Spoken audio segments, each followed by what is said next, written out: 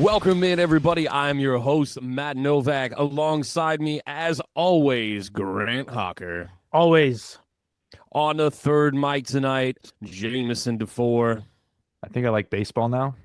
Ew, I can't believe you said that. Why are you It saying wasn't you? bad. It's just weird coming out of your mouth. Like, you don't ever discuss the baseball. This year it was cinema. So what was I Dude. going to not watch that? This is That the was- first time I've ever capitalized on the month of the true October sports month. Welcome. Yes. So I get it. Welcome to the dark side. We've got sports all of Go. October. Sports is great. It is the best sports month. It's officially over. October is, like many people, my kids were going around collecting candy from strangers on Friday, and I have been reaping all the benefits as usual. Dad tax. Dude, we don't even need to call that one tax. It's just handed over. No, it's the end of my favorite month of the year. It's my birthday month. It's all the sports. It's all the good things. And yeah, you can't not talk about it for 2 seconds. Grant came on with a quick hitter right afterwards. Instant reaction was like, dude, that was the greatest World Series game of all time. Indefinitely one of the greatest World Series ever. Awesome. I don't get a lot of game sevens. Never really get. I think I'm trying to look that up today, actually, how many game sevens we've gotten in the World Series that went to extras. I think I heard it only happened one other time. It's a pretty short list if it is. Dude. If there is a list, it's really short. The That only other chaos. one that could compare in terms of like awesomeness is Cubs Indians in 2016. And the Cubs win it first time in 100 years or whatever it ended up being. But dude, like I said, this thing had everything, dude. Everything. Like we had benches clearing, we had awesome defensive plays. Shut up. That was Shut so Like, stupid. you number 9 hitter trash. Like, he's throwing inside on purpose. It's to get you to pop out and swing at dumb pitches. And also, he tried to get hit the pitch before. Did you see that? You're like, He oh, put you're his just hand coming out. after me. Yeah, and then tries to play tough guy, dude. Baseball Yeah. tough guy stuff pisses me off so much when they're like they do the whole charge. It's all performative. It's ridiculous. Oh, it's like LeBron puffing his chest. Yeah, dude. It's And then eating it like 2 seconds later, like licking the ground and crying about it. Oh my gosh. I will say this as a baseball neutral guy, except for rooting for the Mariners this postseason, just because who local. else am I gonna? Yeah. There was a part of the bias that I wanted to have that was like, oh, like the Dodgers are like the team. They're stacked, obviously. So I'm probably going to root against them, whatever. And then as that series kept going on, especially because Toronto knocked out Seattle, I was like, okay, you know what? Actually, USA, dude. I was like, the Dodgers. I'm going to root for the Dodgers. I'm going to be that guy. And by the end of the series, I was like, thank God the Dodgers won, because that is just like a cooler sports story to me. Sorry, it is. A really It's- cool story. But it's like so Shohei hard. is almost impossible to root against. There's a And lot of the- guys on that team that I feel like are hard to root against. Mookie Betts. mostly. Mookie Clayton- Betts is genuinely one of the nicest guys to ever play the game. Like, And he's- Clayton Kershaw, his final Yeah. season, end on that. Mhm. What a high note. dad. And that's Matt Stafford. Actually, did you guys know this? That Matthew Stafford and Kershaw are like boys. Yeah, they went to high we- school we together. know. Yeah, we you know. ever hear that? Welcome to the club of understanding, paying attention to Yeah. baseball for 5 minutes. We're aware. TK Hernandez out in left field for the Yeah. Dodgers, like a Yamamoto. There's nothing to hate. Seriously, they're just a team with a whole bunch of nice guys for the most part that are really good at baseball. And I understand the building a super team thing, but yeah, 1.2 billion. the other thing that I'm going to say 1.2 too, billion though, pitchers like, contracts. other teams weren't wanting to pay these guys. Shohei Ohtani went and got that deal from the Dodgers and then went to the Angels and was like, hey, do you want to do this deal? Angels said no. The Braves didn't want to pay Freddie Freeman. They didn't want to. The Padres, the Giants didn't want to pay Blake Snell. Like there's so many players. Mookie Betts got traded from the Red Sox. There's some of these things. It's like Yeah, the I'm really Dodgers are excited just about that. the Dodgers are just taking advantage of other teams not wanting to pay their superstars, and they're like, we'll pay it, and that's allowed to do. Now you can argue, should that be allowed?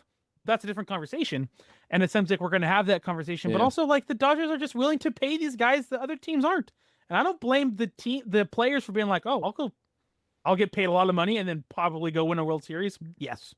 So as much as, yes, I understand some of the frustration, but it's also the fault of the Braves, the Red Sox, the Giants, some of these other teams that allowed this to happen because they straight up did. It's fair.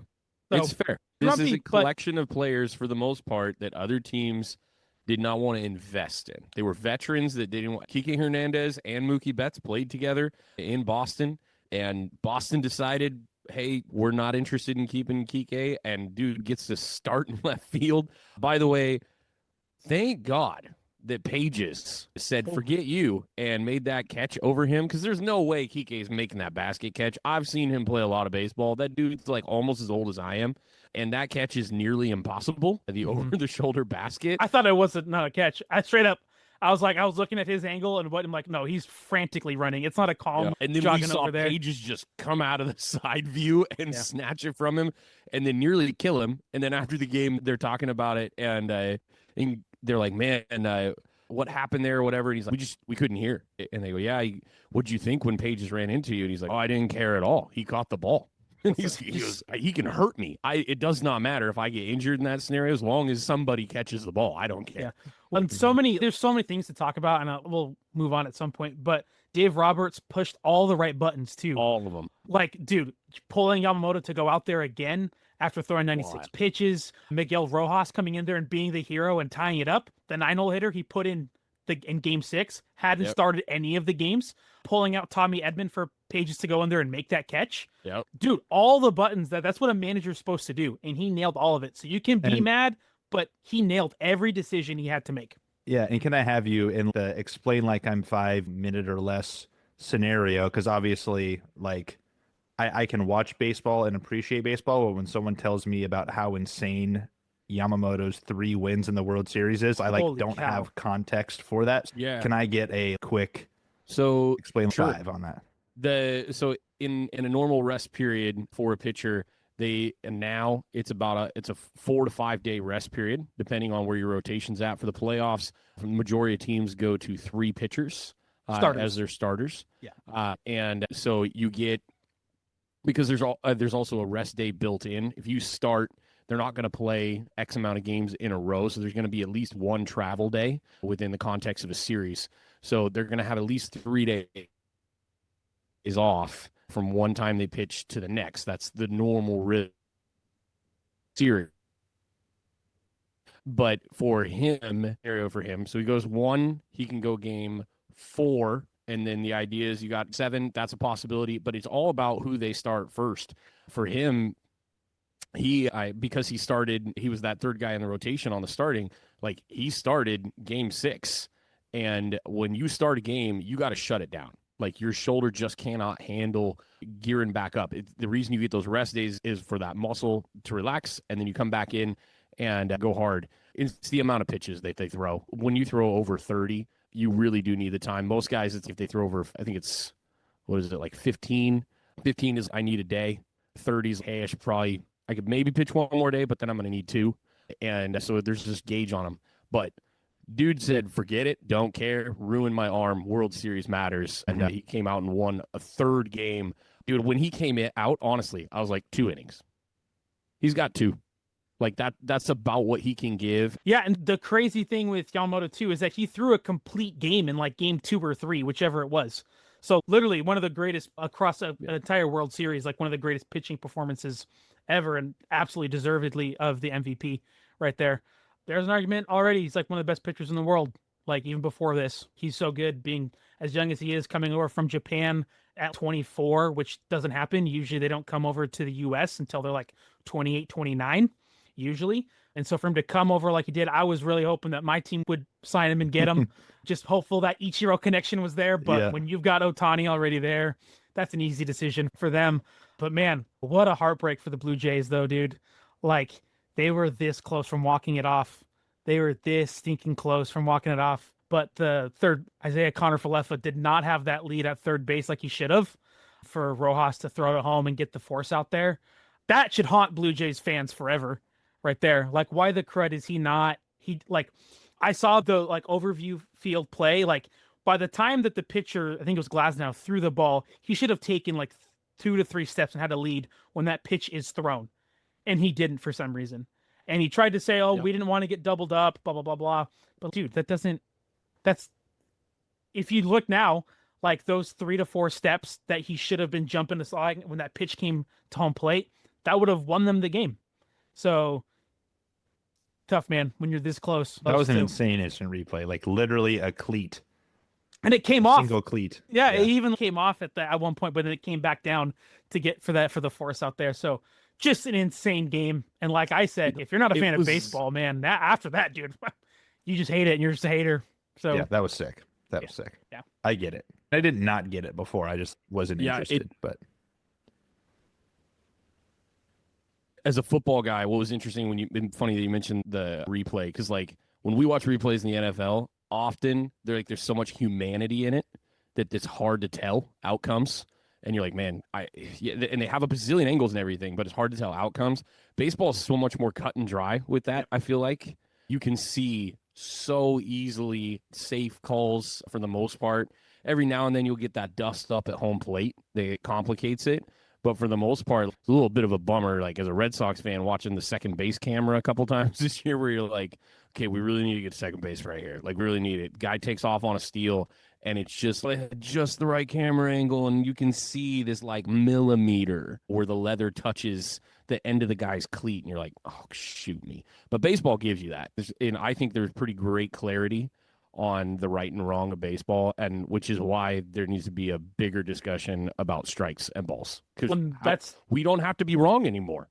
Yeah, and that is changing this next year. They're doing the whole, you can challenge like 2 pitches and at bat or whatever for the ball strikes, and it's like instant. They've been doing it in the minor leagues. I can't wait for these egos to just deflate right in front of us, the home plate umpire. And it should, and it freaking should.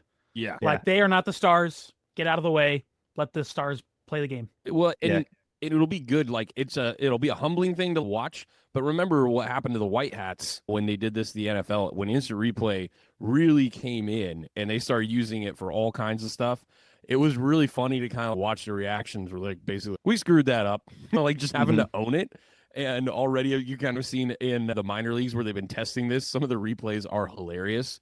They're so bad. Some of them are so off. Oh yeah. There's one great one from this last year where the ump literally says, he goes, to my surprise, that was a strike. Much to my chagrin. Yeah, no kidding. But the old men are going to have to deal with it because the new tech is legit. I want to dive into a whole bunch of football games because while Grant and I came on last week and talked about the trash that had happened in week 8, week 9 was awesome. That was good teams were playing football again. Yeah. Everyone was on a bye, even the teams that actually didn't. They clearly had a bye last week. Not this week. This definitely made up for it. Like there was really almost nothing to watch the week before, and this was every game just hitting. We're gonna start with the big one of the week, the one everybody had circled, the afternoon game, the national broadcast that was Kansas City, Buffalo. I came on here in Pick'em and I said, look, this is what it is. Like home teams, good games, or good home teams, coming off bye week, usually win. Sean McDermott has a pretty good record coming off bye weeks as the Bills head coach, and there was no reason not to take him. I said this was a one-score game. Not shocked because the Bills defense absolutely came to play. They hold Mahomes to just 250 yards, no touchdowns, forced a key interception to seal the game. Buffalo comes out looking balanced. Like, defense is playing. This was the thing. Like, they had to get more stops. The offense is a little more efficient than it was. That's absolutely a dangerous combination in November football. I love where they're at. I love that they didn't have to feed Cook a million times. Also love that they didn't have to lean on Josh Allen's arm. He did get 2 on the ground. Josh did, I think, around 20 yards, but 2 touchdowns in close. This was the game for me that the Bills really had to get if they want to be serious contenders going into the playoffs. This one also could be a tiebreaker if we're talking home field advantage or getting that bye week. Which is crucial for both teams because both home stadiums are nuts. So you definitely want, that's a couple points swing there in the playoffs. And so you definitely want to face whichever team at your place and not the other place. And I love what the Bills are doing with their tight ends, man. Like they're using all of them. Kincaid, Knox got a couple big catches there, and then the other third guy also showing up. I don't remember his name, but the way they're using their tight ends down the field. Yeah, I would say balance is a great way to put it, especially with how we've been criticizing this team. I still think they need to make a move at the deadline to get a number 1 or go get another weapon for this offense. Because again, a lot of numbers. Shaheed, you are a Buffalo Bill. I don't hate that. I hate that one. There's the one I said this week, but last week, but who knows? But the Eagles don't look like they're letting go of nothing. They may not, but that would be insane. That would be very scary if that. were the case. It would be. And I just want that for just like the drama and that kind of thing. But no, Bills are looking good, man. They're looking good, and they definitely still need to get something done here because you still, as much as Allen did not put on Superman cape before, we've seen that way too many times in the playoffs when it mattered. Even after last year when they had James Cook showing up and they were more balanced even last year, at the end of the day, they still came back to Josh Allen a little too much last year in the playoffs, and they went home early. Mm-hmm. Yeah, I'm curious. We're recording early this week, so it's Monday night. I'm thinking by the time this launches, we'll be real close to the trade deadline. So just curious tonight or tomorrow morning, do the Bills make a move? I don't hate the Shaheed thing. He seems to be the one that's gettable. Everybody says Olave is getting re-signed. They don't want to move on from Olave at this point. But you wonder, like, even just guys that have that top end ability, like a Calvin Ridley, getting pulled from a team that sucks, or if there's a third receiver in somebody's rotation that makes sense to move. There's been a ton of rumors about the Niners letting go of Jennings, but the compensation back would just be a draft pick, and the Niners aren't in that mode. They're a playoff team right now. So it does not appear that they're in a selling mood, if you will. But yeah, just curious if one of these teams, I was looking at playoff chances last night, was Jacoby Myers maybe in play for the Bills? But they've got dollar issues too. And that's a little more contract than they can inherit, I think, right now. Though we talked about last week, like, it's the NFL. It's literally just a salary cap. Everything's gettable. But yeah, what do they want to do? I would just love to have seen already the Bills go all in. This game proves that they're ready to win big games. Like, it absolutely, they got it. But they need to be at home, and they need one more receiver. And right now, looking at it, if the playoffs ended today, the Chiefs are out, and so they don't have to worry about the Chiefs coming in and just raining on their parade like they do every year. Also, the irony of all that is they also almost turned around and did what they did a handful of years ago and let the Chiefs get away with one. Just the fact that the Chiefs could even get the ball down one score to try and do something. Yeah. With him. Freaking, and it's like the soul crusher that is Patrick Mahomes. You see this every year where in the regular season, it's always the Bills, like 4-1, 5-1, or whatever at this point, versus the Chiefs in the regular season. And then every year in the postseason, guess who's 4-0 against Josh Allen and the Buffalo Bills, no matter where it's played.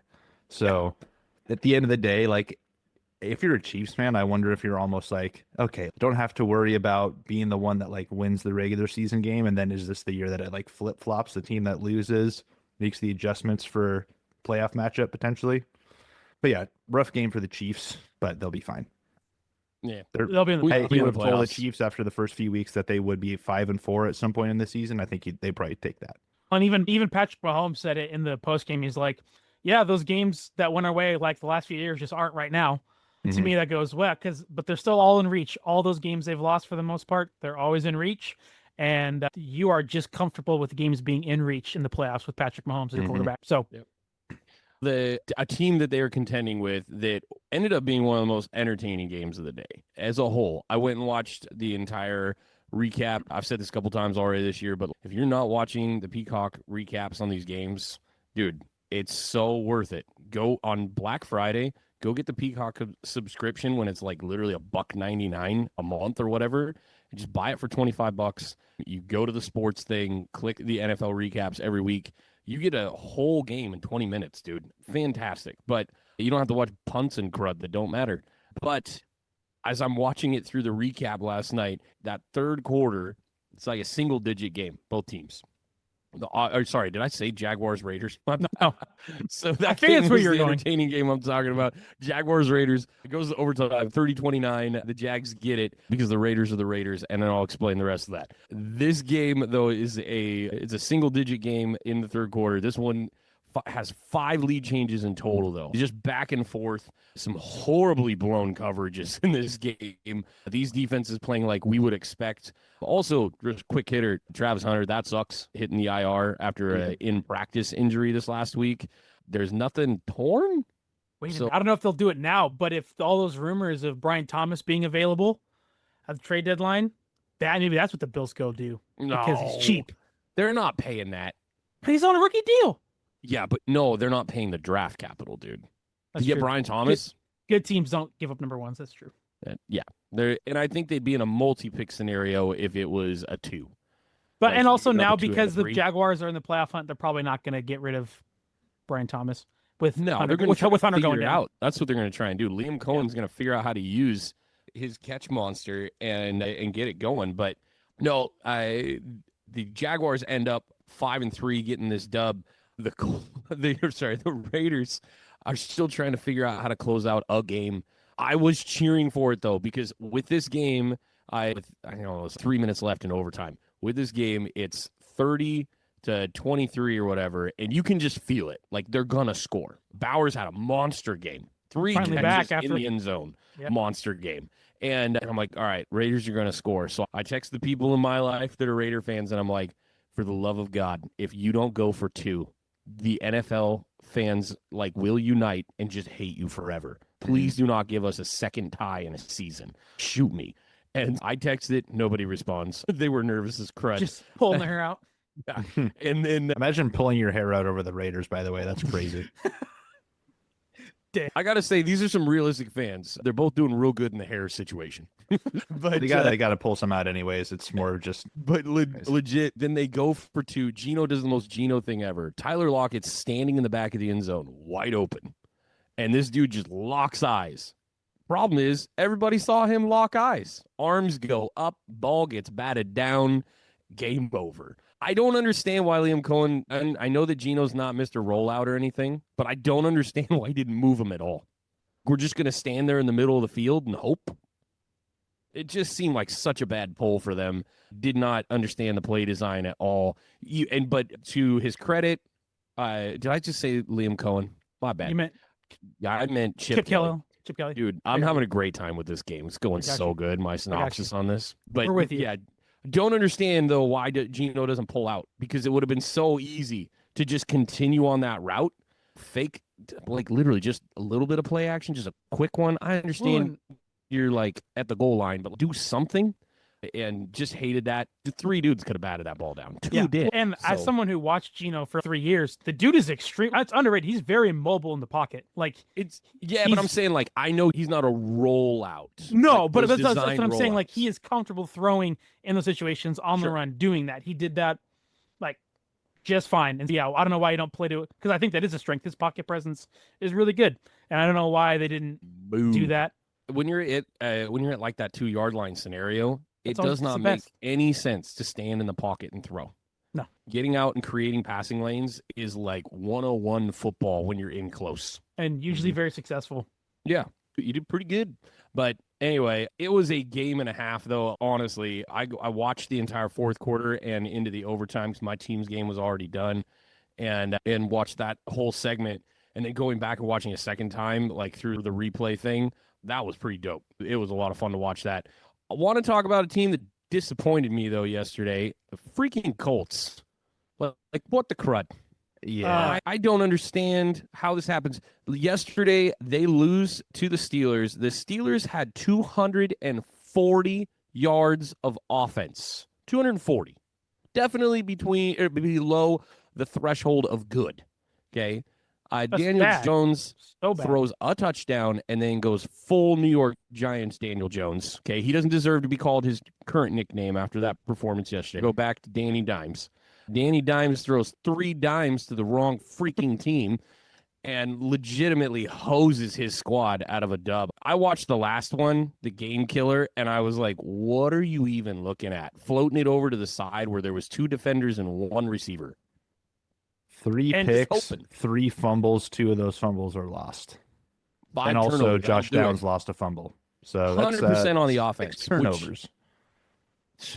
Well, it's so funny that we talked about how terrible the Steelers' defense was, and then they go and do that against one of the best, most efficient offenses in the league. Yes, but let's call it what it is. Legitimately, that's the offense giving the ball away. If you watch those turnover plays, it was like a 6-1 differential in turnovers that game, just to win by and it was, 7. I was going to say, they only lost by a score. Yeah. Yep. So.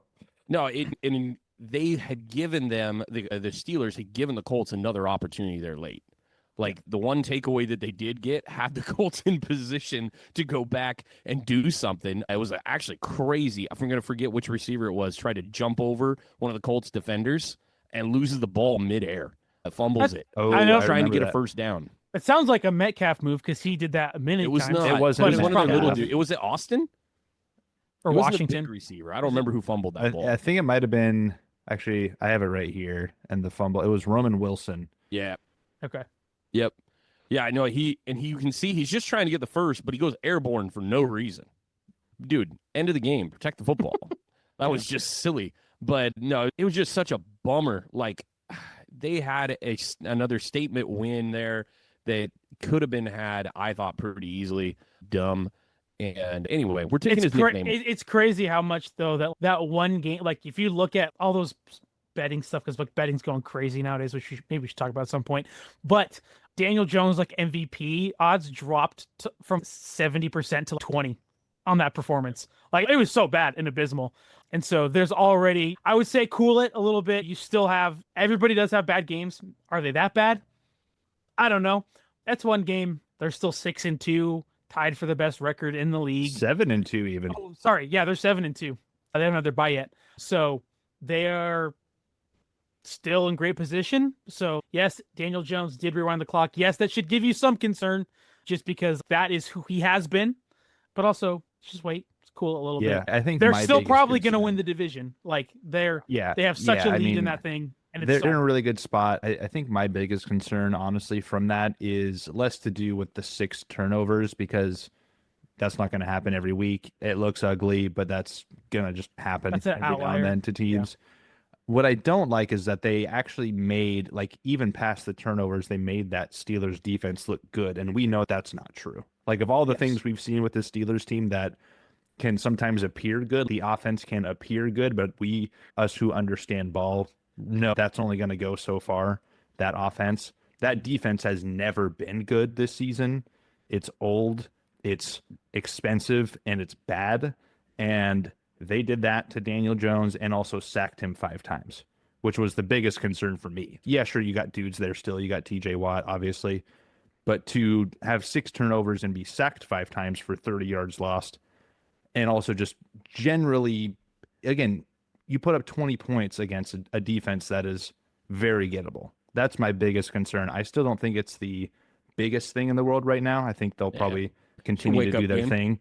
But I still do think that is one of the things that in the postseason is real. And I don't think we're going to get into this game just yet, but I feel similarly at times about your quarterback, Grant, no offense.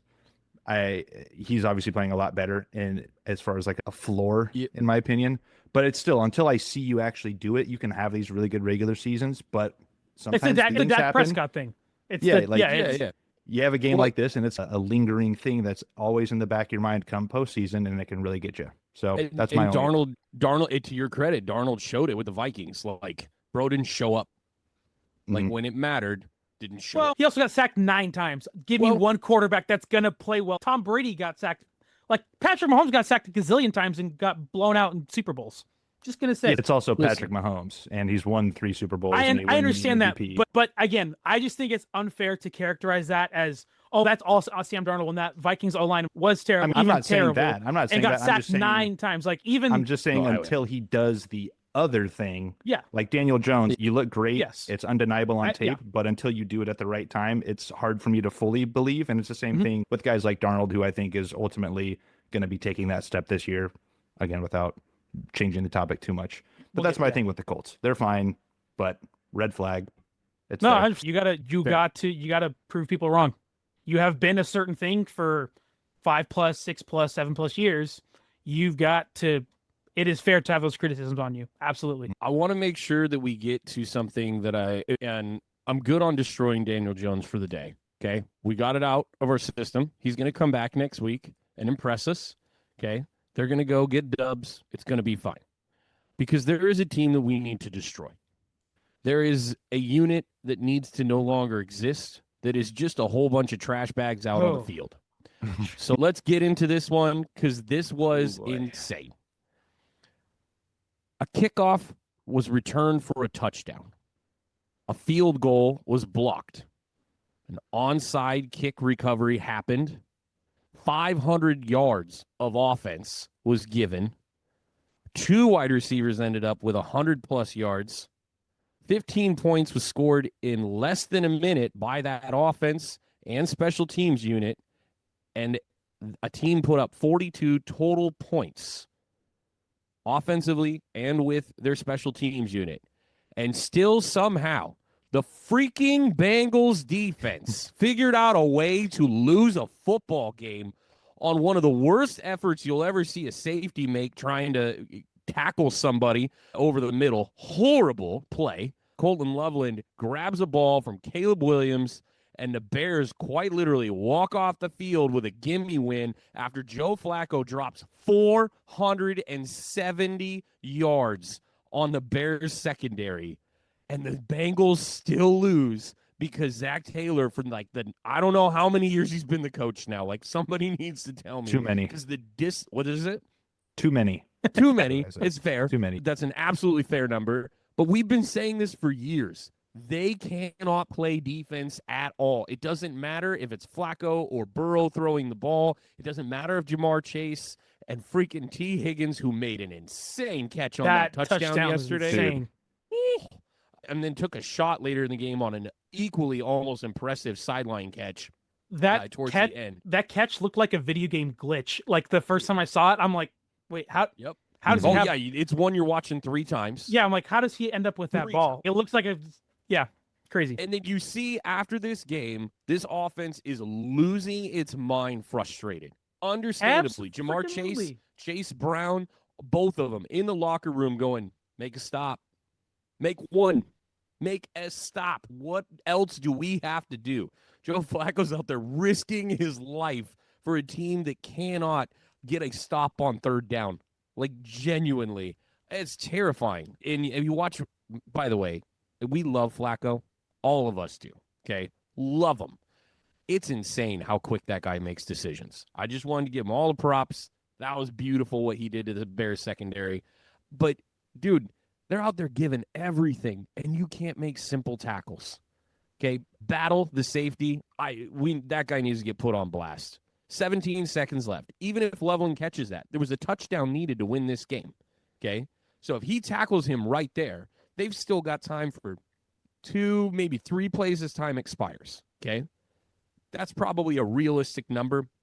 Caleb's going to have to get out and move in that short field. It's not going to be instantly easy for somebody to get open in the shorter field, as they basically would have been around the red zone number, if I remember right from where he caught it. It was around the 25, maybe, something like that, in that spot. But all you got to do is make that tackle and battle full on, just lowers his shoulder and whiffs on a guy who's 6'7" and 270 pounds. How do you not see that human being and hit him? Oh, my gosh. It was horrible. The Bengals, like, legitimately should feel embarrassed about the product that they're putting out. Zach Taylor should be fired. And I understand that they've already fired, 2 defensive coordinators in the last 4 years. Like, eventually, dude, it's your fault. It's your fault. Like, you have to own the fact that you suck at coaching a defense and entrusting it to the right guy and putting the right pieces together.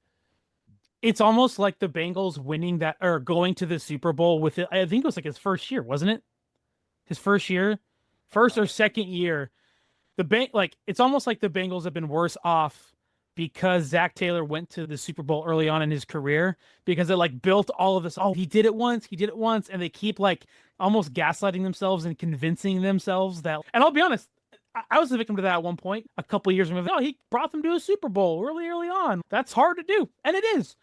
But because he did that, they have been unwilling to make the decision to let this guy go and go somewhere else, that they are behind like they are. And again, just wasting, what the talent this team has on offense. Like, seriously, I know usually you don't want to do this, but hire a defensive head coach. That offense is fine. Go hire a defensive coach. That's usually a no-no in today's league. It's all about the offense, but freaking hire a defensive coach, because you clearly don't need to worry about the Bengals offense. So for the record, he's been coaching since 2019. They did go to the Super Bowl right after. But he also came out and corrected Chase Brown today for His comment. He was critical of Chase's comments, and I talked to him about it. He goes, I reminded him that we can all do a little better. And I'm like, he highlighted 2 plays where Chase didn't make the right cut and or was not open, apparently, on a pass play where he should have been looking for the ball. And Flacco had to go elsewhere, and it ended up being an incompletion. But, okay, man, we can find about 55 plays where your defense just sat there and let the ball fly over their heads. And so there's that. You're going to blame a unit. Let's not talk about the unit that put up 500 yards and scored 5 touchdowns for you. Maybe those guys we just leave alone. And I understand, like, you don't want to get critical in the press and all that stuff. And Zach Taylor's literally, like, managing a wildfire right now. But, dude, maybe say, I don't appreciate Chase saying that. But at the same time, we have to get better on defense. And it starts with me. Maybe say that, because he didn't take any responsibility. Like, none. Yeah. And it's just wild that he's sitting there coaching a team after that effort yesterday. And I'm looking at their stats here. They're 32nd ranked in total defense. They're giving up 408 yards a game total. They've given up the most touchdowns. Real bad.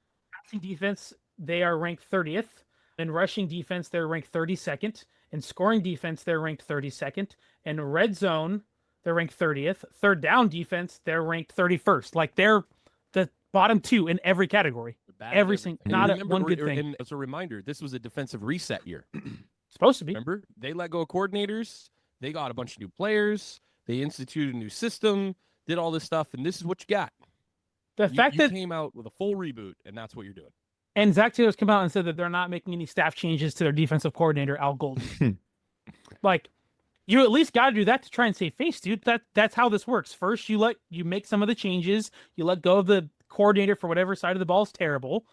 And then eventually you will get fired too. That's always how that goes. Yeah. But you at least got to try and save face here. Dude. At least to your team, to try and be honest to your team, to be like, no, we're going to make these changes, put the blame on the coaches like it should, because it should be a coaching errors on a lot of this stuff. But for your team, for the sake of your team, you do that. And that's just bad leadership. It is. It's really bad. And I understand what ownership's going to look at is, and that we can't lose the perspective of Joe Burrow's not on the field. But yesterday it wouldn't have mattered. No. Like, clearly. Joe Burrow would have also scored 40. 70. Yeah. What? It doesn't matter. Zach Taylor does not get a pass when he's had 6 years to build a defense and hasn't. I just don't understand why we keep giving him the pass, or why ownership does. We're not giving him a pass. We're ticked off about it. I think it's ridiculous, because I would love to see Joe Flacco win some games and own that division and take this team to the playoffs and all that. But they're talking about fire sailing that defense after yesterday. So Logan Wilson's not even getting playing time. He's probably gone by the trade deadline tomorrow. It makes no sense why they keep him at this point. I apparently the only thing that's keeping Trey Hendrickson in Cincinnati is they're asking for a first. That's going to soften tomorrow morning. Yeah, dude, because it has to. He's not coming back next year, so go get a second or a third, or a second and a fifth. You're going to get nothing. And they can get Leonard Williams was traded for a few years ago for a second and a fifth. They can absolutely get that for Trey Hendrickson. Yeah. Oh yeah, I think the Niners and the Cowboys right now would line up for it. And they should. I don't know if the Cowboys are going to be buying if they end up losing this game that's on right now. Yeah. But absolutely, and the Bengals should do that. A second and a fifth, that's good value for a guy who's not going to be on your team in 4 months. Yep.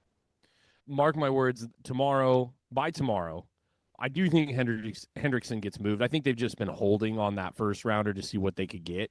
Because a winning team with a first rounder, it's not that big of a deal when you're going to be drafting in that 26-plus spot. And the Eagles made their move for Jalen Phillips. That was a great move on their part, only having to sacrifice a third. And it's the worst of their third. It was because they have 2/3. It was their worst one. Yep, that was really smart. Did that also come with a second pick that could move up? Did I see that? Or is it just straight up? It might. That might have been a different trade. My bad. I might be thinking it's the wrong thing. But no, I think there's some. Hendrickson should get moved. I'm not going to be surprised if Bradley Chubb gets moved at all. Arden Key should be off the Titans for sure. That's a guy who can still produce. That's just on a bad team. It doesn't matter. But there's some pass rushers that should go. Thibodeau, after the Giants take the loss yesterday, he is under team control through 26, but he's become somewhat situational because they moved on from the scheme they brought him in for. And a lot of teams will probably be coveting a rookie contract that gives them an extra year of control so that are on the winning side of things. So That it fifth makes year sense option. to see a couple teams do it. Yeah. So and Jalen Phillips was just a third. That's what I'm it's just saying. third. Okay. But yeah, I think a lot of guys could have that potential to move by tomorrow, and it'll be really interesting to see what some of these teams that are right there do. One team we have not talked a lot about when it comes to trades is the Bucks. Bucks have been a little bit quiet for the last week or so because they've been on the bye. They did go into it with an L, and they're part of our pick'em this week. We'll talk about them a little bit more, but they are wide receiver needy right now. So I already mentioned Calvin Ridley. I think that they are potentially going to target maybe a few different players that could make some sense. The Bucks, they're down to Tez, and they're hoping Godwin comes back, and Yeah. like other guys that I don't know their names. So they really do need something down there in Tampa. That would be that'll be an interesting team to maybe wake up and see some news on. Us West Coasters usually hear about it when we get up in the morning to get ready and get going. But we'll be checking the phones tomorrow on all that trade stuff. Do have to give a little credit. Did think that Caleb Williams, by the way, played pretty decent in this game. I do not like him at all. I will just continue how I feel about that every time his name gets brought up. But solid effort for sure. We did just spend the Give it a last million 15. chances, but solid effort. I would say we did just spend the last 15 minutes trashing how terrible this Bengals defense is. So there's some of that for sure. Yeah, but I mean, they're 5-3 now. Hey, Not bad. Yeah. Not bad at all. I believe there's a lot of teams around this record. So I don't know if I think they're in the playoffs. So I don't know exactly where that lineup Currently, is. I think they are on the fringe.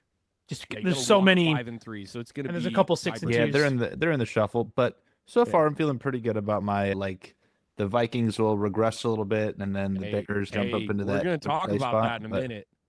Come on now. Don't get too high on your take on the Vikings, because the guy that we like watching play football came back this week, and that was fun. That was impressive An and important win. absolutely important. If they didn't win this, their season was probably over. Wasn't like he was playing the Titans, Jamison. Yeah, but Dude. I'm not gonna also get out of my seat for 14 for 25, 143 passing yards, respectfully. That's fair. Okay, Yeah. that's totally fair. That is, yeah. I don't do it for Jalen Hurts. I'm certainly not doing it for JJ McCarthy. We'll just say that. That's fair. That's totally fair. Speaking of the Titans, the Chargers took care of business against the Titans 27-20. Pretty ugly. We saw a bad Herbert interception in this one, which, by the way, I think he's at 11.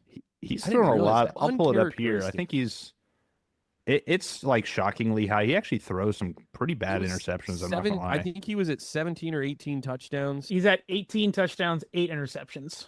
Oh, 8. Yeah. My bad. So he was at 7. Yeah, but there's no way. Like Who's Geno's leading in the league double right now. Which is Geno. still a lot. Like that's tied for second But worst. Like it's who's got Geno him? and Tua are the top. Geno, Tua, and then Justin Herbert.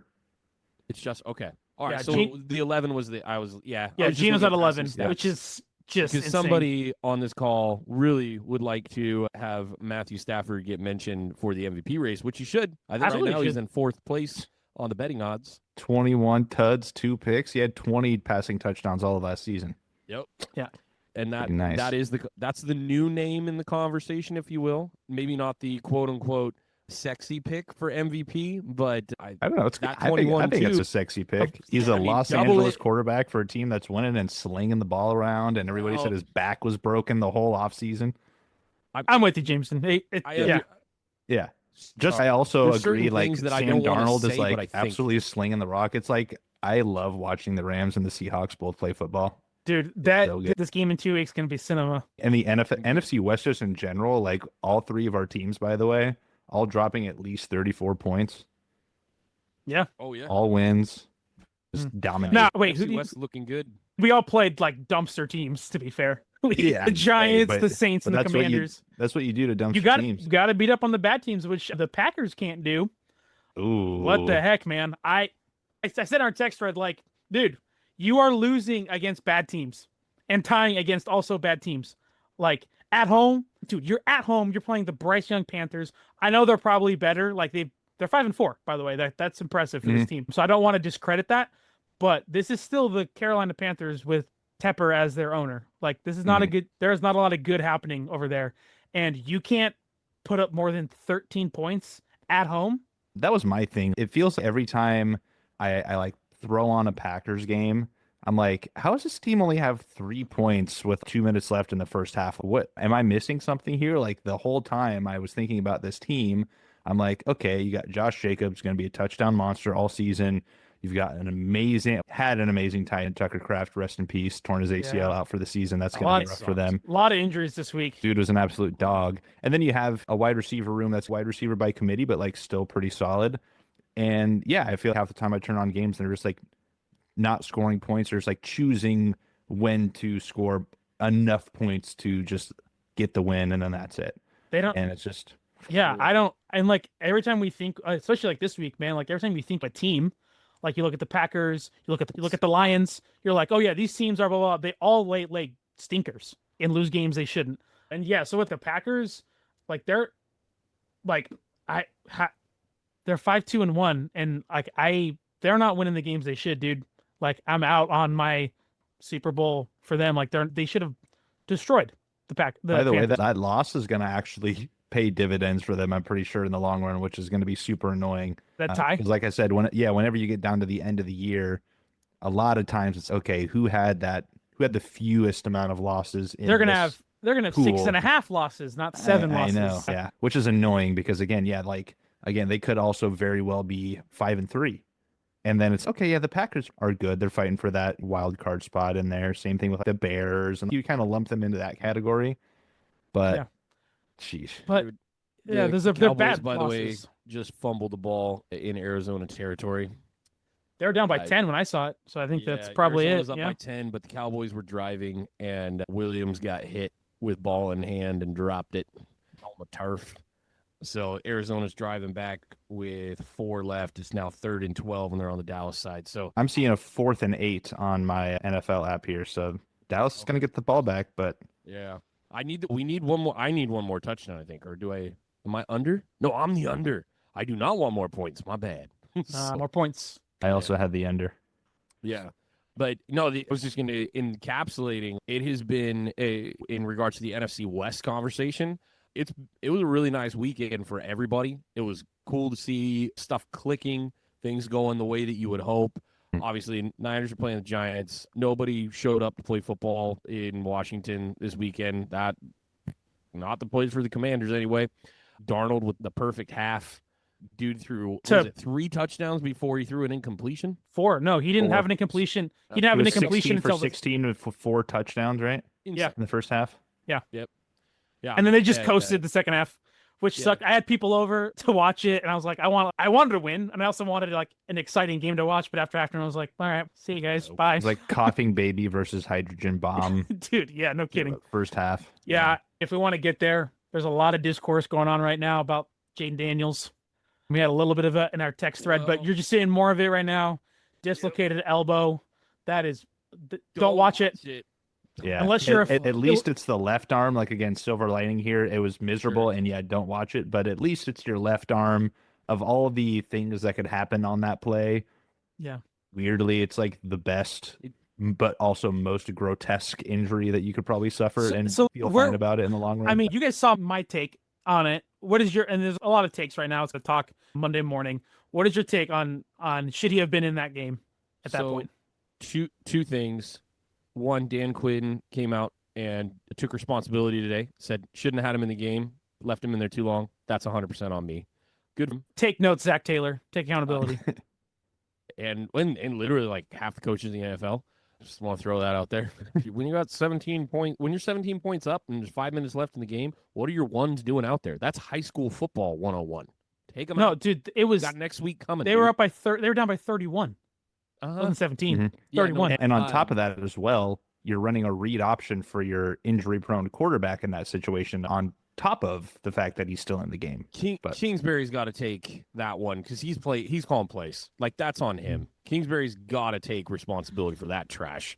I understand spreading the field out so you can create some lanes and some opportunity to score some points, but for the love of all things, what are you doing with that decision? No, so I do think Dan Quinn needs to take responsibility. I don't think he should be in the game, and that's my strong take about that. But also, I saw this floating around, and I completely agree with it. Quarterbacks need to learn how to handle themselves. So when you're going down, your job is to protect the ball.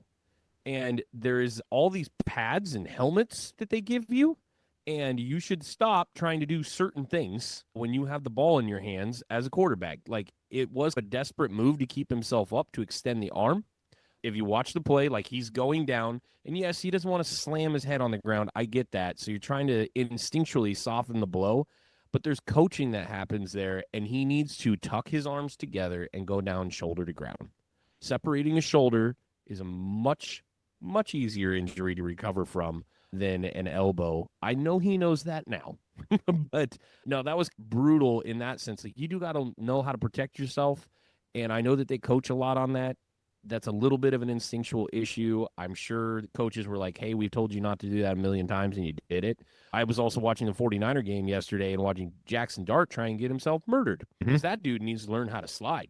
For the love of all things, dude, he's running his shoulder and head at grown men who want to. Dable needs to get fired just so somebody can come in there and be like, all right, I know you had this meathead guy that wanted you to run through a brick wall every play, but we're going to pump the brakes on that. Dude. For reasons exactly like this. And I think there's responsibility on both, because yes, quarterbacks need to understand that they're the most important position on the team. Yes.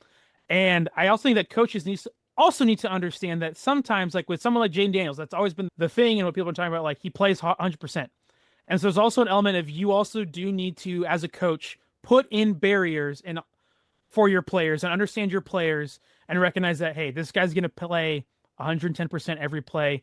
We cannot have him do that right now. So we're not going to call a read option on the 2-yard line down by 30, because you also know that Jaden Daniels is probably going to take that most time because he's super athletic and likes to run the ball.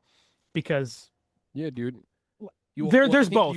There is great there though. Jaden Daniels need to understand the quarterback's the most important position in football, and coaches need to remember that quarterback is the most important position in football. So, like, when you call that play, make sure. Absolutely. Make sure that you're leaving your guy in a safe position, especially when the game's getting out of hand. Jackson Dart was doing the same thing down multiple scores yesterday and just lucked out. I thought a couple times he knocked himself out of the game. Like, really did. But coaches got to take credit for that. Doesn't make sense to leave guys in when the game is in hand.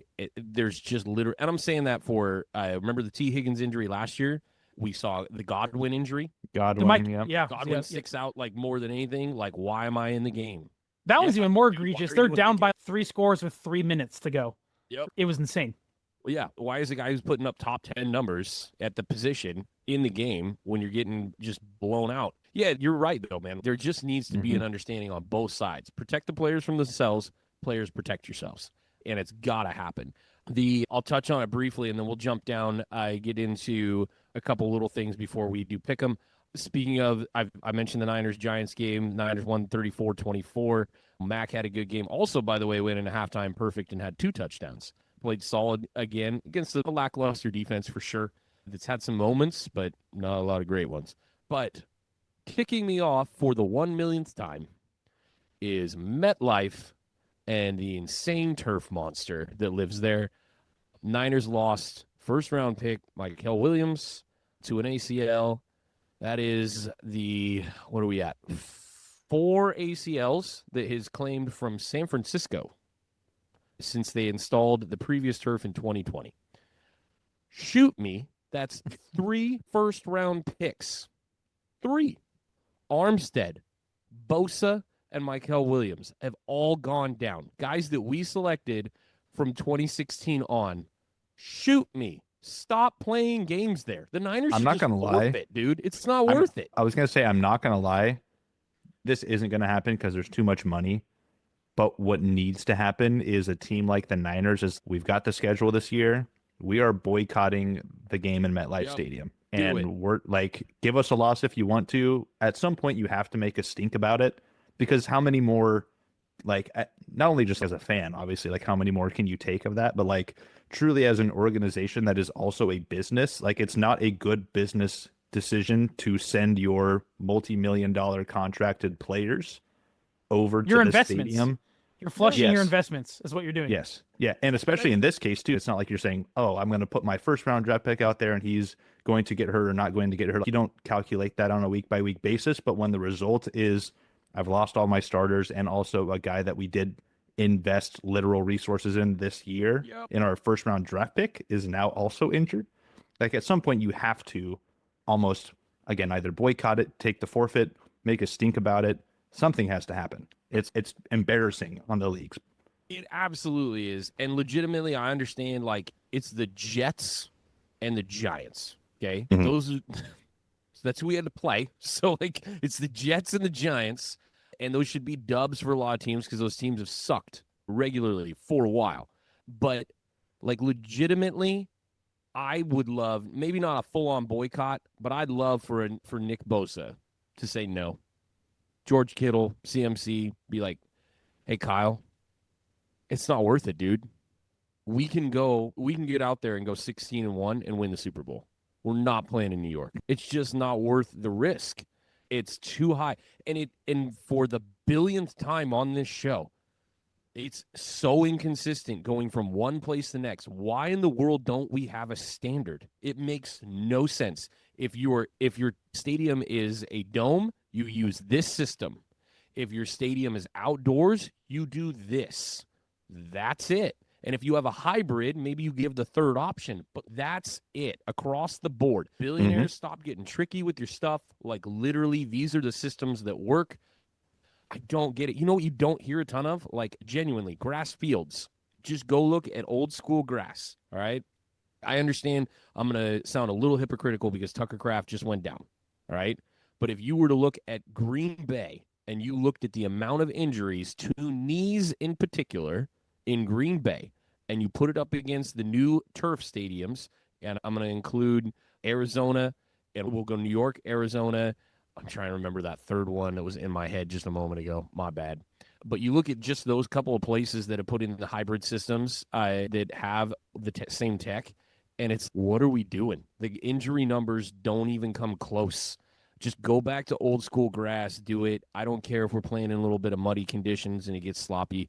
That's just fun to watch. And at the end of the day, this is an entertaining product. And when the best players are not on the field, it's not entertaining. And if you have those two systems, like if it's truly narrowed down to that, you can also install that at every NFL facility across the nation. And guess what? You get to train and practice and work out on those environments and get used to it. And then you don't show up to MetLife on a Sunday where, again, it's just here that we have this thing going on. And what do you know? Shocker. I move this way all week and then I come here to move and I find you out. Yeah. Dude, and you're dead right. Every team, even the Bengals, have an indoor facility now. All of them. So put that in there, put the dome stuff in there, and put the real stuff outside and flip your practice, whatever you got going on that week to make it work. And so like your body has adjusted as you're going. This is ridiculous. We're just having the same dumb conversation every couple of weeks, and it's one stadium in particular that's just eating human beings. Yeah. And it's like, too, and what the NFL can do, you telling me they don't freaking have the money to just not even make the owners do it, but for them to just step in and do it? Yes, they 100% have the NFL itself. Just take the earnings from the international games this year and be like, hey, owners, this is what we're doing for all your fields if you don't have it already, and we will pay all the groundskeepers and whatever. Yep. Like, it's only a money thing, but again, 100% have the dollars. Yeah, this is billionaires being billionaires, dude. That's why it's not going to happen until players sit out or teams say, we're not playing, guys. Absolutely. If the guys that put fans in stands stand up and say enough is enough, which unfortunately we've talked about this already, but the next bargaining agreement not up for a couple years, so that sucks. Because I do believe the NFLPA is going to go after it. 100% I do. They have to make this an absolute sticking point. They're going to have solutions ready to go. They're going to mandate it. I hope George Kittle's on the front end of that discussion because I think he talks really eloquently about the issue. But Bosa is right there, too. That's 2 ACL injuries on that field. Yep. Like, yeah, he's the number one guy I think of with the MetLife and the injury. It's him. Yeah. It's insane, but I know it's coming, and I know when that happens I just can't imagine the NFLPA not putting it down because legitimately we did not see ACL issues like this for decades. And then we instituted turf. Turf is killing us. Okay, I understand it makes it more playable from the rain aspect and it makes it easier to host the multiple events and all that crap. But that's what they're doing. Like, you got to remember, like, all these stadiums host other things, right? You have whoever's on tour coming in to use that stadium the next week, and so they want it all to look pretty for all the crap that they're going to do because they make money off ticket revenue like crazy, and I get all that crud, but genuinely, dude, you're killing our product. You're killing it. By the way, RIP to Joe Alt's season. We did not mention that earlier. Speaking of guys that are out, we'd already been sad about the amount of time he had to miss earlier, and now he's done too. That sucks. I don't want to go down that whole list, but It's long this week. It was a long one this week. We've got some. I also want to welcome back, speaking of injuries, though, I want to welcome back Lamar. That was a real nice game against a horrible team. Pretty decent football player, gotta say. Pretty good. Let's just say it right now. Ravens are going to win that division. Yeah. Like, I mean, your other option. We said it on November 3rd. Your other option is a 48-year-old Aaron Rodgers in that defense. That's your only other option there. So, feel pretty good about that call. And they're going to play each other soon. And actually, is that even next week? I can't remember. Oh, it's not this coming week. No. Okay, I was going to say that I know they're playing each other good soon. games this week, though. Where Lamar's going to get tested. Steelers got a tough opponent this week. They don't play. Yeah. No, they don't play the Steelers until December 7th for the first time. Oh wow! So we're going to get two hits in the last month. Maybe I was thinking of somebody else the there. 7th, 5 games. The 7th, and then their last game, January 4th. Nice. I like that. So yeah, it was crazy seeing the stats. The Ravens were still at 2-5. Still have the highest odds to win the division before they even beat the Dolphins. So good. That just shows what the rest. Guys, Lamar's coming. I'm telling you. Yeah. And also, other news about that game: Chris Greer got fired for the Miami Dolphins. Good. But they announced that Mike McDaniel is staying. I don't know why you don't just can both. What's the point? There's no point to keep McDaniel and then fire the GM. I mean, if you really want to say, I'll at least say this. If you want to truly say that we know that Tua is a walking crock pot in the brain, we know that we're missing guys, our guys just aren't physical, our team is designed a certain way, and it's just not working, and he's trying literally everything he can. Is he the leader of men that is needed in this situation? I don't believe so. Nope. But I guess I can understand saying we have this whiz kid guy. He's really trying, but Tua is just like playing generationally bad right now. Sure, I'll give you that. But at least they got that going because I saw a lot of Dolphins fans online rejoicing, even just at that fact alone. Like even having Mike McDaniel still around, they're like, okay, good. Thank God. This is okay. This is step number 1. This is fine. But because I'm not going to lie, if he gets fired, I also think, again, Zach Taylor with McDaniel just still hanging around this year, I think Zach Taylor's probably going to get fired before he does. But honestly, I would just say, hey, man, put Mike McDaniel. I know we talked about having a defensive head coach over there. I would even just say he'd probably be a better head coach than Zach Taylor? Literally anywhere else that would have a potential availability than in Miami, but still. His defense is better than Miami's. All right, sorry, than the Bengals. Daniel's defense right now is better. That's true. I also think that he's better schematically at what his specialties are than Zach Taylor is at anything else, which is also probably why the Dolphins are like, okay, we'll keep you at least the rest of the year. It's just we got dibs on you right now. Be clear, though, he's coming back to the Niners. McDaniel is. That's happening. He's going to be our assistant head coach this next year because Gus Bradley's going to go get a job and leave like everybody else does. And then we're going to get compensatory picks like we always do. I would love for Gus Bradley to go to Cincinnati. That makes a lot of sense. And then hire like a real offensive coordinator. That'd be good. But that's what's going to happen. Mike McDaniel's coming back over to the West Coast. He's going to hang out with us. And it'll be a fun season because we're not letting Robert Saleh go. For the love of God, please let him stay forever. Yeah, as long as you guys can keep their knees, Matt, maybe I'll believe it. But it ain't a coaching issue, man. It's not a coaching issue. It's a training staff issue, one might think. Yeah, fire that guy and bury him somewhere up to his neck, and then under MetLife, all the foods that in Minecraft. In Minecraft. Yeah, in Minecraft. Yeah, bury him under MetLife Stadium in Minecraft. Yes, there we go. All right, we're clear. We're clear. We're clear. Yeah, beat the allegations. We need to get to our Week 10 pick'em. It's a good one. I'm pretty pumped for it. Genuinely, like, we got some stuff here. And I did recognize I'm going to lay out the 5 games, but I recognize that I am keeping the 49ers and the Rams game out of this. We are doing that because we have had those teams in Pick'em a lot already this year, and that is due to their schedules, not necessarily due to our love of said teams. By the way, Yeah, I would prefer that my Rams are never in a pick 'em. Grant the under hit, but Okay, then you talk. I'll try and get this done. yeah, it's all good. So we are keeping that one out. There is a toilet bowl this weekend that we are going to start with. It's an absolute just dumpster fire of a game. I think it should be flexed to about 2:00 in the morning so no one has to watch it.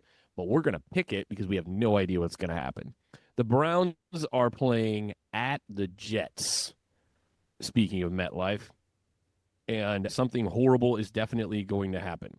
I think realistically, the Browns have the best unit of any of these two teams, or either of these two teams. It is an absolute strength of theirs. The defensive line is phenomenal for that team. Overall, defense is playing really well, especially if they don't have to worry about field position issues because of turnovers. They do great. I'm just going to say because of that, and because Myles Garrett's playing football, that he's going to give the Browns a chance to win. And I think the consistency at quarterback has mattered a little bit. If Gabriel can just not turn over the ball, Browns probably get the dub here. So I'm going to take the Browns on this one. And I hope that I don't have to pick a game this horrible ever again. Who's better? Who's better out of the bye, Cleveland or the Jets? That's what we should be asking. Oh, Stefanski's not calling plays this week. Oh. He also let those go during the bye. This is not the first time he surrendered play calling. So interesting. That might factor a little bit into it for you guys. Yeah, I'll go next year. I'll pick the Browns. I agree. I don't really see it with the Jets. Cleveland has the best player in this game. They have the best unit in this game. And as long as they can play keep away, they should be able to take this. Please, God, do not take Myles Garrett's knee in MetLife Stadium. For the love of all things holy. Seriously, we don't need that. Cleveland doesn't need that. That would be like the most Cleveland thing of all time, but I don't wish that for them either. That would be terrible. I feel really bad that I did not mention this already, but I want to go back to wait. So are you picking the Browns or the Jets? I'm picking the Browns. Okay. All right. Mike also took the Browns. We needed to go over the injury list that has happened at Washington, by the way. Speaking of teams, if you did not see this picture that came up this week that had all of the major injuries listed on it, I'll just start with and this is just inside the 25 on one side of the field, okay? Which the hilarious, the Gus Perot concussion when he ran to the wall that's a really funny one. Kyle Allen's leg inside the 25. Ryan Fitzpatrick hip inside the 25. Alex Smith's leg, one of the worst ones ever. We also know the Theismann injury. Chase Young's ACL right at the 15. Adrian Peterson's ACL at the 7. RG3's ACL also at the 7. Joe Burrow's ACL at the 5. Jaden Daniels' elbow at the 5. All of those injuries inside the 25. Cursed. It is a absolutely cursed stadium, but I will say it doesn't happen in those are years and years of compilation. Dude, you at MetLife, that's 4 or 5 years. Like that amount of major injuries to notable players. Grant, we gave you enough time to think about it. Browns at the Jets. Who you? Okay, so I got everything updated by the way from last week. Oh yeah. That Matt, you're 31-14. Mike is 32-13. Jamison, you are 29-15, and I am 27-18. So that is our standings this week. Okay, I'm gonna go Browns as well. I did not listen to what you said, the reasons why, but I'm just gonna say ditto. It's basically because Myles Garrett plays football for one team and the other one also does not play. I want to say something real quick. I was gonna say this earlier. There was clips of Myles Garrett like being really ticked off on the sideline. I don't feel sorry for you, dude. Not That's at all. what the money's for, pal. Sorry. Yeah, dude. You decided to, instead of following through with your trade, you decided to take the money and stay on the team was going to suck. So I don't have any sympathy for that. So if you wanted to win, take less money or agree to a trade or whatever and go be on a team that's winning. But if you want to throw fits on the sideline because you broke the all-time sack record in a game at 5 or whatever you did this week, which is awesome, You're playing for the Browns, and what else do you expect, dude?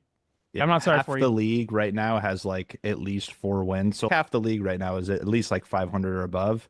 And you could have probably found your way to any one of those teams if you Yep. wanted. Yep. And now you're here, like bottom 5, 6 total, according to the actual like standings on the NFL website. They are like the sixth worst. You made that Sorry, bed, bro. unfortunately. I mean, that 43 million is awesome.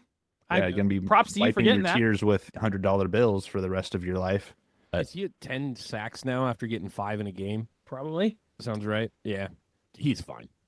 Like, he's not going to play that contract out, by the way. They're not, because they're not going to sign him a second time. Like, when you're in that trade deadline or maybe the offseason before it expires, they're going to cash in. They're going to get their Micah Parsons-esque trade package. I don't know, And, dude. He's going to turn 30 this season. Yep. Yeah. No, at 32, he'll still command a first and whatever. Yeah. That's true. Multiple pick scenario for sure. It doesn't matter. That dude's such a freak that it literally does not matter. Game 2 is the Pats at Bucks. This one's rough, dude. Bucks coming off an L, then they went into the bye. Pats have been looking good. Drake May's in that MVP conversation. As long as this team keeps winning, he's definitely going to be in that conversation.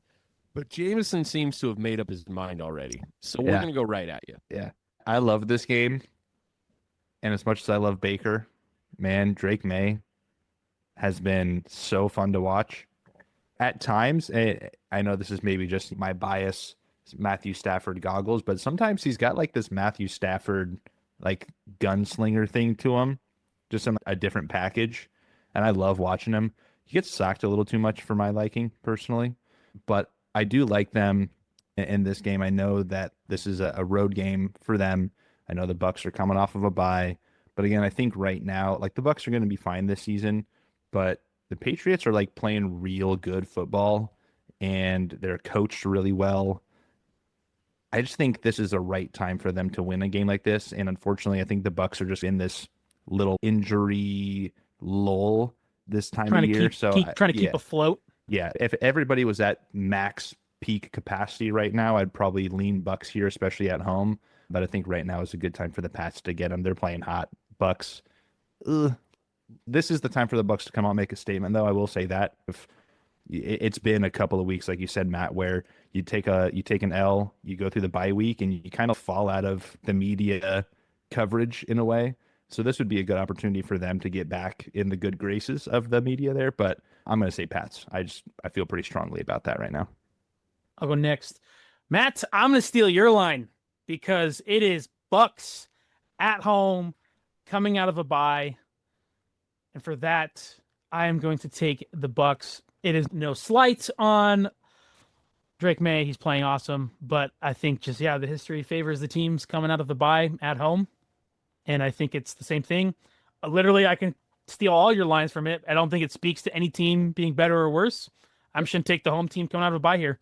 And so I think both these teams are playoff teams. They're both great. Loving both quarterback play. I do the way the Patriots are playing better on defense right now than the Bucks. I think some of that has to do with health for sure. But I am going to take the Bucks for that reason, for history's sake. Mike took the Pats here. I'm looking up one thing, and then I'll make up my mind real quick. I think it would be silly if I... Okay. All right. I'm going to go ahead and I'm going to go with my same logic, dude. Like, these two evenly matched teams. Veteran quarterback at home after a bye week. Coach knows what he's doing. Defense, they can hold their own. I think the Pats have honestly gotten the benefit of a weaker schedule to a certain degree. I think that's absolutely true, undeniable, based on their record last year coming into this season. Yeah, Vrabel's a great coach. Drake May's a great quarterback. Loves some of the plays he makes. Is what it is. And I really, the only like caveat to all the things I'm saying is that you could sway me a little bit if you've got a healthy Stevenson running in the backfield, but he was out this last week, probably going to be again, and I don't think Drake's going to be able to make all those plays if Bulls can dial up the blitz consistently because the Pats aren't running the ball all that great. They didn't do an amazing job of that this last week. They did a lot of other good things. Didn't run the ball awesome. Yeah, I'm going to go ahead and take the Bucs there. We're all split on that game. The next one for us this week, another great game, Ravens at the Vikings. A couple weeks ago, we would have been like, okay, give me the Vikings and Carson Wentz. We have two teams that are in different quarterback situations than they were just 2 weeks ago. Lamar is back. The MVP, Lamar Jackson, is back. And I looked so good, as we mentioned earlier. I don't know if you can convince me that there's anything that JJ and the incredible coaching staff in Minnesota could do to hold back Lamar and the revenge tour here.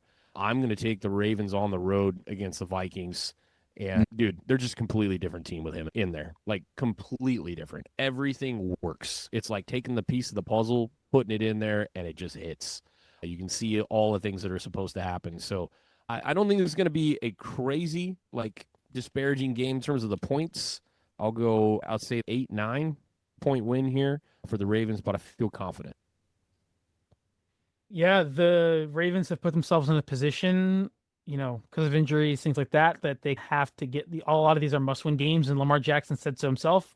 They're treating every game like a playoff game at this point. And so I think they got to win this, man. I think that they are going to get it done.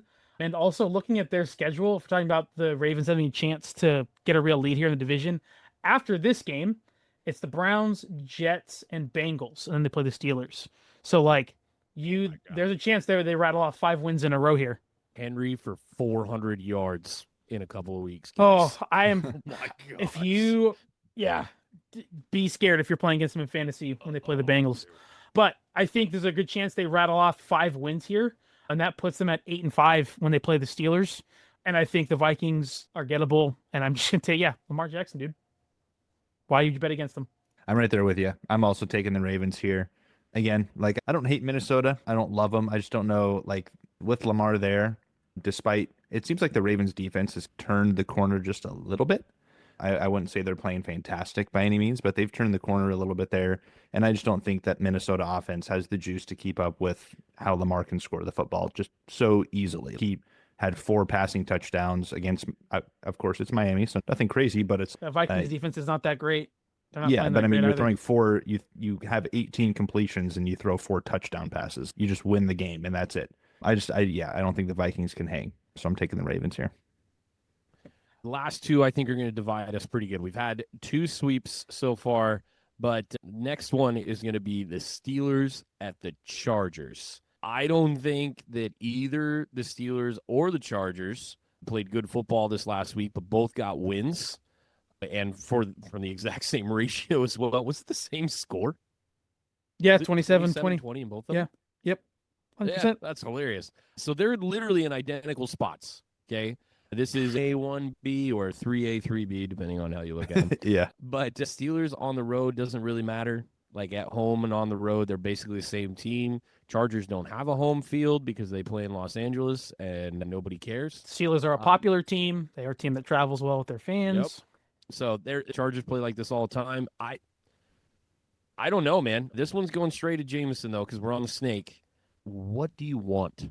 Okay. I don't want either of these outcomes, honestly, but I unfortunately and begrudgingly will pick the Steelers here.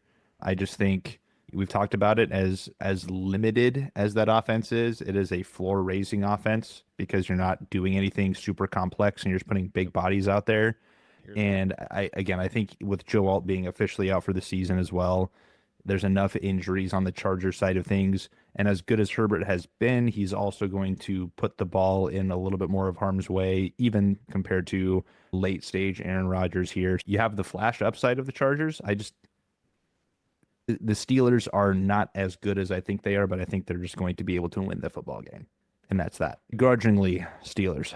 I'm leaning the same way. I nodded my head when he said Steelers. It's a gut thing. I think the Steelers, if they were able to do what they did to a Colts offensive line that's played pretty well and bounced back after a bad year, to an O-line that is just duct tape and bubble gum being held together right now, I think that the defensive line of the Steelers are going to control the game. and they're going to make it really difficult for Justin Herbert and force him to make a couple bad decisions. I still think that secondary is terrible for the Steelers. It's not good. It's old. It's broken. It's slow. But that you still have TJ Watt, and he's probably going to feast. Yeah. And Herbert was throwing the ball to Tennessee Titans players this last week. So if the Chargers went out and did essentially what the Seahawks did to the Commanders, like they should have, just smoked them, I would probably take the Chargers, honestly. But I just can't for the Chargers, so I'm going to go Steelers too. Also, begrudgingly, and it's one of these things where this team is not good, but we're here. We are. At least I am picking them. In the NFL, health matters more than just about anything. I said this to you guys before the recording today. As a 49er fan, like, nobody's more surprised right now when my team wins, because we're putting up, unfortunately, historic injury numbers for the second time in 5 years. But the Chargers 2 weeks ago, I would have taken the Chargers, like, no problem. But Alt being out, you were already down your rookie running back. And it's Vidal? Is that how you say it? Vidal. That's come in. He's been doing pretty good. He's had He had a dud this week for me in fantasy, 3 points. Yep. After getting 19 the week before. I think game plan clearly changed a lot when Alt went out. They struggled to figure it out. That's really clear. But the quality opponents that they just played. Okay, Chargers won a 7-point game against one of the worst teams in the league. The Steelers were the beneficiaries of a team turning the ball over 6 times in one game, but did beat the Colts, who were regarded at that point, maybe not right now, I don't know, as the team atop all power standings. We don't believe in that garbage here, but yeah, I think it is what it is. So I'm going to take the Steelers in this game. Don't like it, but it is what it is. That's where the teams are right now. Health just matters. And the Steelers, if they've done anything right this year, have stayed healthy. And to this point, let's take it there. I'm going to take the last one here. Our final game is the Eagles at the Packers. The Eagles at the Packers. I don't. What team is going to show up for Green Bay? That's the Jekyll question and for me. Hyde, you do not know. For me, On both of though, these it's sides, more by about, the way. That's true. Both teams are like a Jekyll and Hyde. Like, what Eagles team are you going to get? What Packers team are you going to get? The Eagles playing without A.J. Brown are pretty good. Yeah, they don't have to pretend. They don't have to pretend. Okay, we have to run. We have to throw you the ball, even though you're really good. They're pretty good. Which is a weird sentence to say, by the way. Yeah. We don't have to pretend to throw you the ball, even though you're a really good receiver, and when you're a top 5. Yep. But now we don't have to worry about that. We'll just run the ball and win another football game. Yeah. So you don't know what they are. The Packers this last week did not punt one time against the Panthers, and they scored 13 points. Micah Parsons, for the first time in his career, did not have a quarterback pressure this last week in a game. Never happened. I was saving that. Yep, I was saving that. I don't know what's coming at all for either team. But at the end of the day, as we have said many times on this program, we trust Howie. So I will be taking the Eagles because the squad that they are putting together is, again, really good. And I hate that they got Jalen Phillips to help their defensive line, which has been a struggling unit for sure. They found ways to get to the quarterback as a team. They've created turnovers as a defense. Special teams has been pretty solid for them all the way around, but they've improved the trenches. They went and got Alexander this last week, solidify a little bit of the secondary. Good moves all the way around for them. And both those guys are going to play, by the way, in this game. So I'm going to take the Eagles because Howie's really good at building a team, and that psycho Sirianni is somehow magical at facilitating it. Yeah, Eagles are going to get this win because the Packers just, what the crud are they? I have no idea. Yeah, I'm with you for the same reasons, and also because as much as the Eagles, they're also a little bit of Jekyll and Hyde. They also they can always find ways to win games in completely different ways. They'll win it on, obviously some luck is needed, but they'll win it running the ball and Saquon. They'll win it with Jalen Hurts sometimes. And again, the Packers are losing games they shouldn't. And I'm going to take a team that they know who they are, at least the Eagles. Like they are confident in who they are and they will play their style of football. And 9 times out of 10, it wins. And so that's what I'm taking, man. Or at least 7 times out of 10. Yeah. There you go. 7 out of 10. Yeah. Every 7 out of 10 wins, specifically at this point in the season, they've won. I'm going to go ahead and, again, begrudgingly, for all the reasons that you guys have said, pick the Eagles here. And I think another big piece of that is the net positive negatives this week. One team gets Jalen Phillips, one of them loses Tucker Kraft. Not a very fun place to find yourself in after a week of football if you're the Packers. And again, I said it, same thing in our text chain last night as well. I'm like, this is the most overrated and underwhelming, like, good team, like team that's supposed to be elite, team that, again, people were crowning pretty early, and us on this podcast too, like a Super Bowl contending team. And they're just not playing like it. I don't think the Eagles are playing like it either. And again, my thoughts on the Eagles very well documented on these airwaves here. But I do think they at least have, in their weird, like, lack of identity, it has become their identity. And they can lean into that a little bit more with A.J. Brown out this week. And I just think they go in to Lambeau, get a couple Lambeau leaps for the fun, and get out of there. So the pride of Oregon State, by the way, Luke Musgrave, starting tight end now. Salute. In Green Bay. Don't expect them to make a move before tomorrow in that regard, but have to make some adjustments. They did just get Christian Watson back, running a pretty clearly limited route tree when they come back here. So it'll be interesting to see how they evolve him a little bit more in the offense. And maybe that can get some consistency and some momentum, but this team has to find consistency if they want to be a playoff contender, because their division is not getting easier right now. No. We're 1 week away. 1 week away from the Bears being in first place.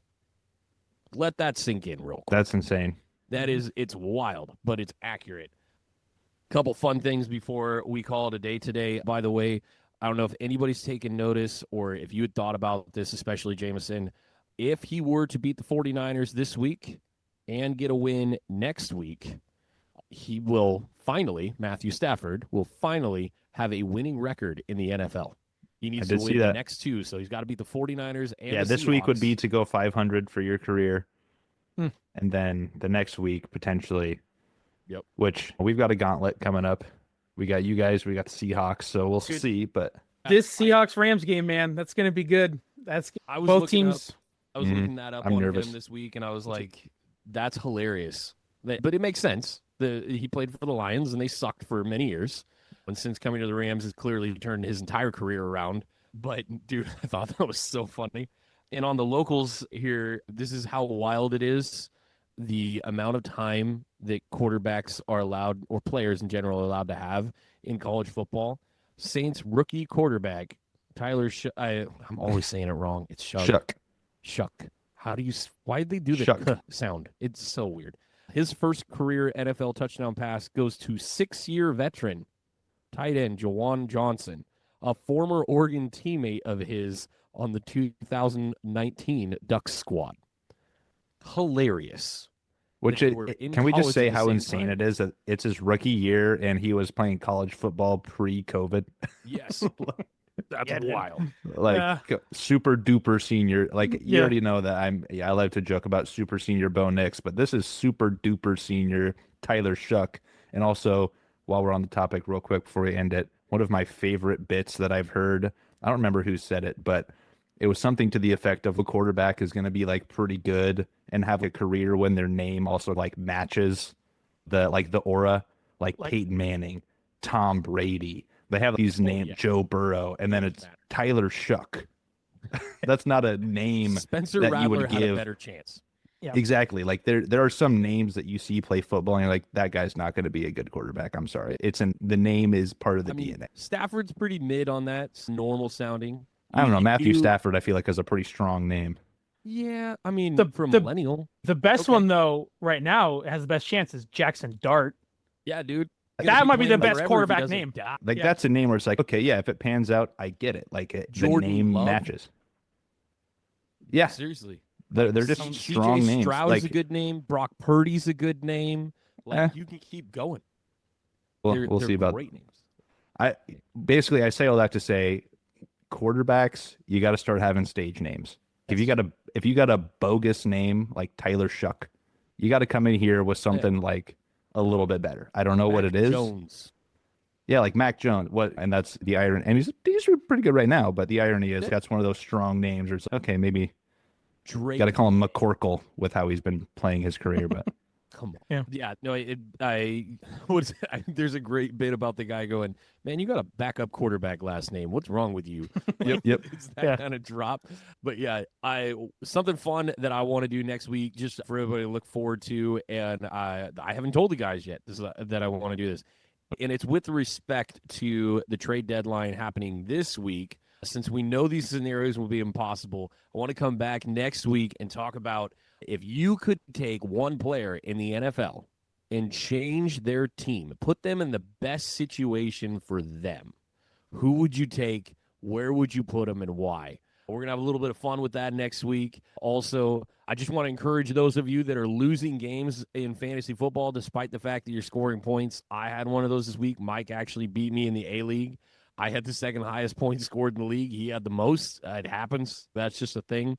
But wherever you find yourself in win-loss, like as long as you're scoring right now and you've keyed in on, like we talked about last week, those last 3 weeks of the season, like if you know you're headed towards the playoffs and you're really worried about those playoff weeks, you're looking at 15, you're looking at 16, you're looking at 17. If your psychotic league plays in week 18, quit it.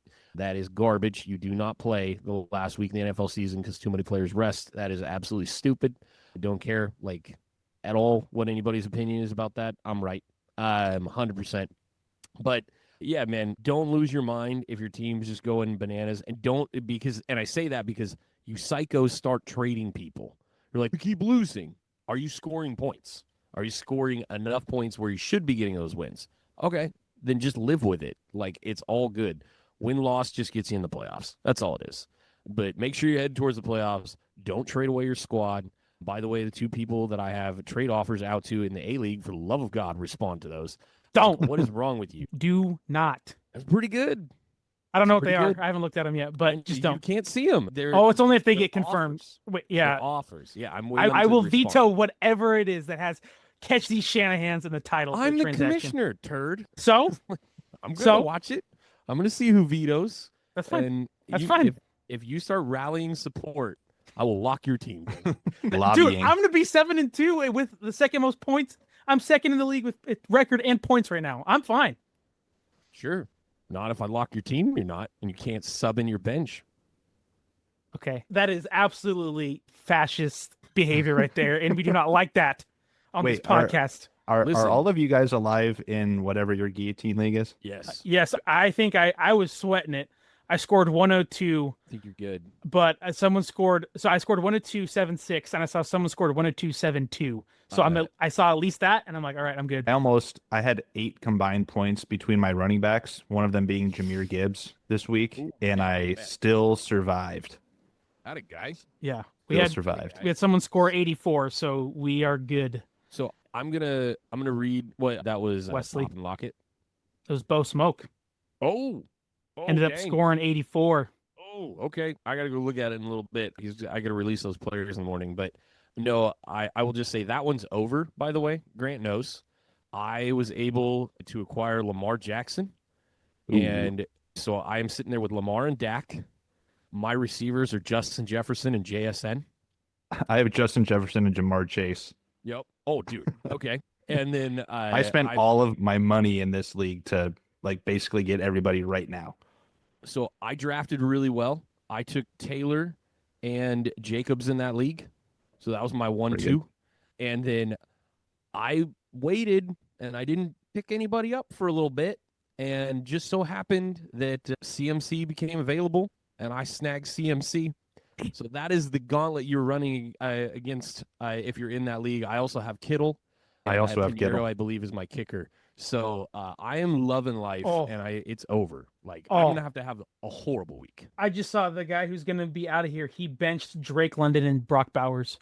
Yep. Oh, yeah. That's what I thought it was. I didn't want to. I didn't want to say it, but that's what I thought it was. Like I don't even understand why you benched Drake. That's 70 the points squad right there. That dude has 70 points on the bench is tough. He should have beat me. That was almost. He scored 84 total. Yeah. That's so That is bad. That is To be fair, though, I could have beat Mike if I would have played Dowdle. That's always But how it goes. Waddle There's got always in usually early that 'cause one what I was guy. going to do is put Waddle up in the receiver slot, and I had DK and Sutton already locked in up there. So I was going to put Waddle up, take DK out, would have had the extra running back slot to put Dowdle in, and they named him the starter on Friday. Yeah. So I got hosed out of like basically 21, 22 points, which would have had me beat Mike. So I was a little upset about that, but I don't commissioner myself and take requests from me to rectify. We're going to call it a night on that. Hope you're having fun with your fantasy football. We'll be back with that fun segment next week. There is a slew of games that you better be watching. I hope you park it on your couch, kick those feet up, grab your favorite dip. I'm a big chili and cream cheese guy. Love that one. And go hard when it comes to watching games this weekend. It's going to be a fun one. Week 10 already. Enjoy week 10, the playoffs. And tomorrow when this is out, you can watch this and see how right we are about trades, see if any of those came out. So it's a good week of football. Good week. Hendrickson Let's go. or Bradley Chubb, please be a 49er. Please be a 49er. Bro, my Hawks are going to make a move. They're making a move. Absolutely. Yeah, Mafe better not be playing for your team tomorrow. I would love that. There's a couple guys that need to not be playing. Anyway, have a great week 10. We'll see you on the back end of that.